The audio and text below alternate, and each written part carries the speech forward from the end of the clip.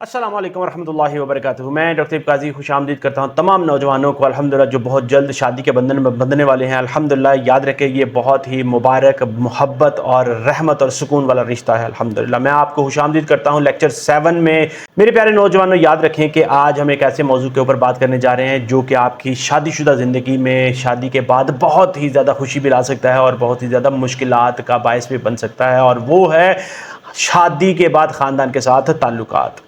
याद रखें कि शादी सिर्फ़ और सिर्फ दो लोगों का मिलाप नहीं बल्कि ये दो ख़ानदानों का मिलाप है, दो तहज़ीबों का मिलाप है। और अगर इस ताल्लुक़ में आप कामयाबी चाहते हैं, आप चाहते हैं कि इसमें आप कामयाब हो, तो याद ये रख लें कि जब आप अपने सास, ससुर, बहन, भाई या दूसरे रिश्तेदारों के साथ बिल्कुल ऐसा ही रवैया रखेंगे, हिकमत और मोहब्बत के साथ, जिस तरह से आप अपने ख़ानदान के साथ रखते हैं। पहले नंबर पर बात करें सास, ससुर और अपने जो रिश्तेदारों के साथ रवैये की, तो याद रखें कि जब आप अपने शरीक हयात के वालदैन को भी उसी तरह समझेंगे जिस तरह से आपके अपने वालदैन हैं, आपके अपने बहन भाई हैं, तो सिर्फ़ और सिर्फ आपके अंदर मोहब्बत नहीं बढ़ेगी बल्कि आपके अंदर रिस्पेक्ट बढ़ेगी, इज़्ज़त बढ़ेगी और दोनों साइडों पे एक दूसरे की इज़्ज़त में इजाफा होगा। और याद रखें कि इस्लामी तालीमात भी इसके बारे में बिल्कुल यही कहती हैं। नबी करीम सल्लल्लाहु अलैहि वसल्लम ने फरमाया कि जन्नत माँ के कदमों तले है। इस फरमान से हमें ये सबक मिलता है, मैं आपको बताता चलूँ कि सास की इज़्ज़त बेटे या बहू पर फ़र्ज़ है, बिल्कुल ऐसे ही जिस तरह से उसकी अपनी जो वालदा है। याद रखिए कि सास या ससुर के साथ रवैया ऐसा होना चाहिए जिस तरह से उन्हें ये महसूस हो कि हमारे जो है बेटा या बेटी के रिश्ते में इजाफा हुआ है, ना कि कोई हमारे मुकाबल जो आगे खड़ा होना शुरू हो जाए उसमें कोई इजाफा हुआ है, हमारे मुकाबले में कोई बंदा शख्स आ गया है।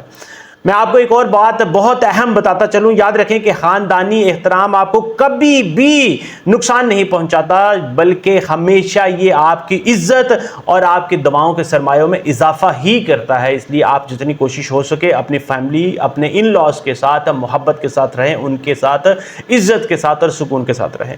दूसरे नंबर पर बात करें कि शादी के बाद ख़ानदानों में तवाज़ुन किस तरह से बरकरार रखें, तो याद रखें कि ये एक बहुत ही अहम और बहुत ही नाजुक नुक्ता है और इसको प्रैक्टिकल करना भी बहुत ही ज़्यादा मुश्किल है। इसलिए आपको बहुत ही ज़्यादा हिकमत और समझदारी की ज़रूरत है।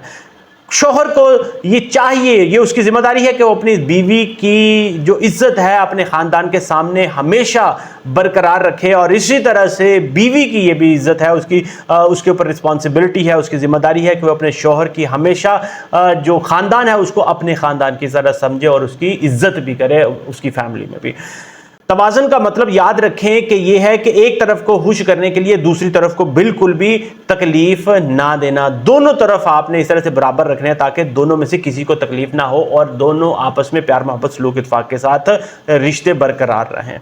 अक्सर नौजवान गलती करते हैं कि शादी के बाद वो अपने वालिदैन को नज़रअंदाज कर देते हैं, अपने रिश्ते नातों को नज़रअंदाज कर देते हैं और सिर्फ जो लड़का है वो बीवी को, जो बीवी है वो अपने शौहर को इज़्ज़त देना शुरू कर देगी और उसको अहमियत देना शुरू कर देगी। याद रखें कि असल कामयाबी ये है कि आप दोनों रिश्तों को, दोनों ताल्लुकात को, दोनों को साथ लेकर चलते हैं और दोनों को एक जैसी इज्जत देते हैं। कुरान पाक में आता है वक़ूलू लिन्नासि हुस्ना, और लोगों से अच्छे अंदाज में बात करो।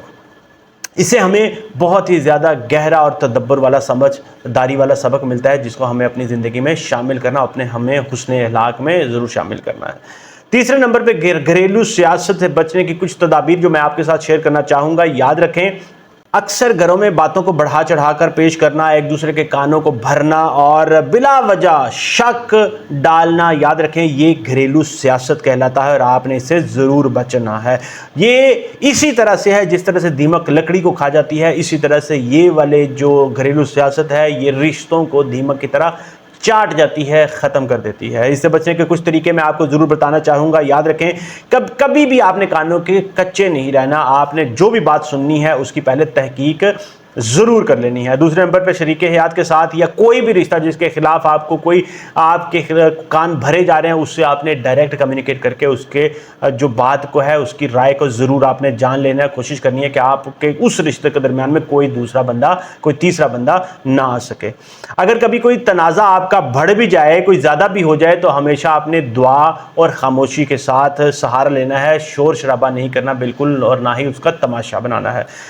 ہر وقت موازنہ کرنا ایک دوسرے کے ساتھ، آپ نے اس سے ضرور بچنا ہے کہ وہ تو ایسا کرتے ہیں، وہ تو ایسا کرتی ہے، وہ تو ایسا کرتے ہیں، آپ ایسا کرتے ہیں، تم کیوں نہیں کرتے، تم ایسا کرتے ہو، جس طرح سے بھی کمپیریزن ہے آپ نے اس سے اپنی زندگی کو ضرور محفوظ رکھنا ہے۔ یاد رکھیں کہ گھریلو سیاست سے بچنا آپ کے لیے بہت ہی زیادہ ضروری ہے، اور یہ بالکل پاسبل ہے تبھی جب آپ ذہانت اور بردباری کے ساتھ اس کو سلجھانے کی کوشش کریں گے۔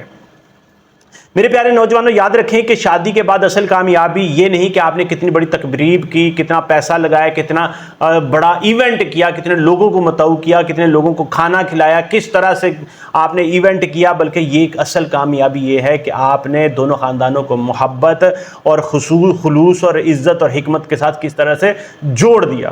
اگر آپ نے ساس کو اپنے والدین جیسی عزت دی، میں آپ کو یہ بتاتا چلوں، اپنے شریک حیات کو اعتماد دیا اور اپنے گھریلو سیاست کو خود اس کو بچا کے رکھا، تو میں آپ کو یہ بات کی گارنٹی دیتا ہوں کہ آپ نے اپنی شادی کو جنت کا نمونہ بنا لیا انشاءاللہ تعالی۔ اور میں آپ کو یہ بتاتا چلوں کہ یہ بالکل بھی آسان نہیں، بہت ہی مشکل ضرور ہے مگر ناممکن نہیں ہے۔ اس لیے میری یہی دعا ہے کہ اللہ تعالیٰ کی ذات آپ کو وہ حکمت عطا کرے، وہ ذہانت، وہ بردباری عطا کرے کہ آپ دونوں خاندانوں کو جوڑنے کے لیے محنت کریں، اور آپ کو اللہ تعالیٰ کی ذات اس میں کامیابی عطا کرے انشاءاللہ تعالیٰ۔ اللہ تعالیٰ کی ذات سے دعا ہے کہ اللہ تعالیٰ کی ذات آپ کو سکون، محبت اور حکمت کے ساتھ انشاءاللہ تعالیٰ اس شادی شدہ رشتے میں، اس بندھن میں بندھنے کی اور زندگی کو پرسکون بنانے کی توفیق عطا فرمائے انشاءاللہ تعالیٰ۔ مجھے اس ویڈیو سے اجازت دیں، اپنی دعا میں ضرور یاد رکھیں۔ اگر آپ کے ذہن میں کوئی سوال، کوئی کویسچن، کوئی فیڈ بیک ہو، کمنٹ سیکشن میں لکھیں انشاءاللہ تعالیٰ، میں آپ کو جواب دینے کے لیے یہاں پر حاضر ہوں انشاءاللہ تعالیٰ۔ اس ویڈیو کو ضرور لائک، شیئر اور چینل کو سبسکرائب کر لیں۔ مجھے اجازت دیں، السلام علیکم ورحمۃ اللہ وبرکاتہ۔